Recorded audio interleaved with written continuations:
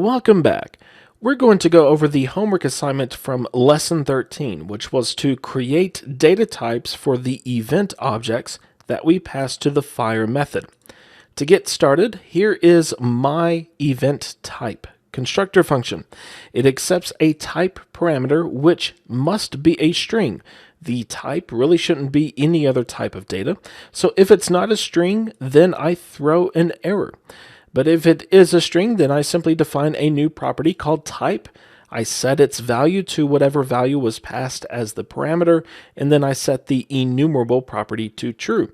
Notice there is no writable property because this particular property needs to be read-only.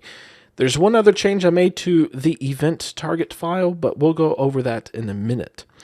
The next file is the toolbar.js, and at the very top, I defined the different data types for the different objects, or the different event objects, rather.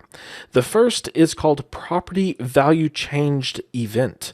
I decided to append the term event to each of these data types so that they are set apart from the other data types. So since we see property value changed event and item added event, item removed event, that's very clear that these are data types for those events.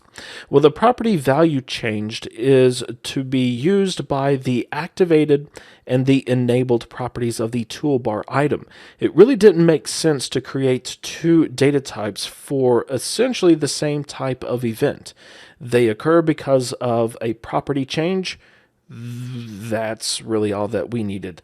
So whenever we call the fire method, we create one of these new property value changed events.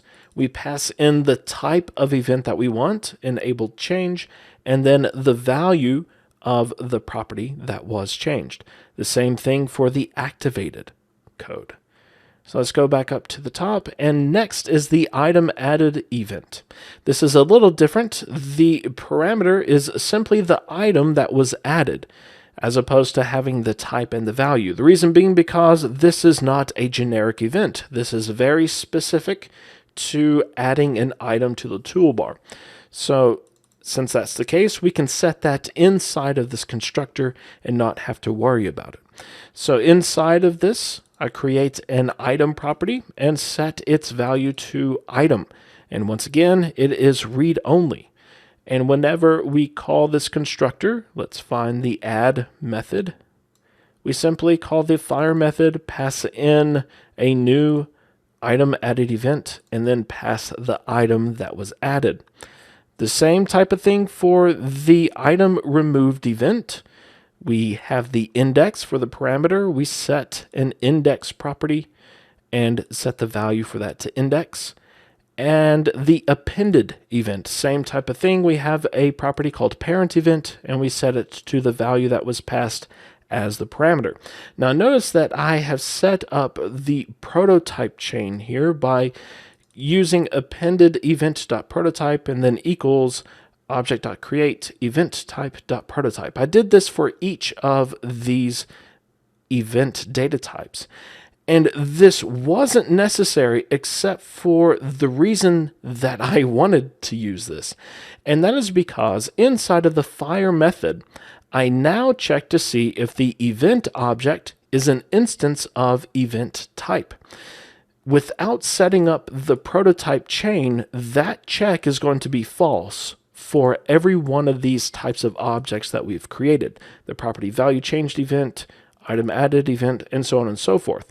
So without setting up the prototype chain, this is going to be false. Then the fire method is just going to exit because they would not be actual event type objects. But since they actually inherit from event type, then this check is going to be true. And so all we have to do then is check to see if there's a target, and if not, then assign the this. The type check for the event object adds some rigidity to our code, but that's really a good thing now because the fire method only accepts an event type object, which makes our code a little bit safer.